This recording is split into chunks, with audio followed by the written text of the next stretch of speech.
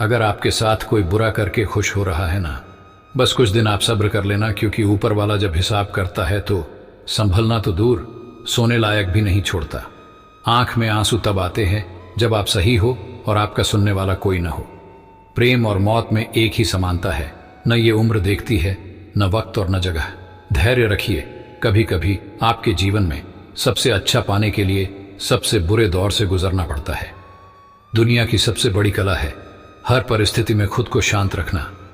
कोई फायदा नहीं किसी के पीछे पीछे जाने का। हंसते हंसते अपना जीवन बिताओ और भूल जाओ उसे जो तुम्हें भूल चुका है।